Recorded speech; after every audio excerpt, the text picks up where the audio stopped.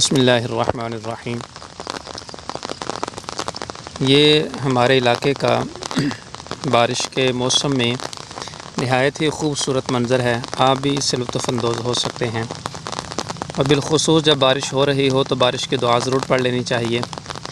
अल्लाहुम्मा सुक़ियन नाफ़िआ, अल्लाहुम्मा सुक़ियन नाफ़िआ, अल्लाहुम्मा सुक़ियन नाफ़िआ।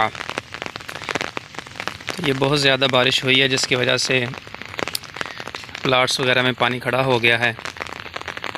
आप भी इस खूबसूरत मंज़र को देख सकते हैं।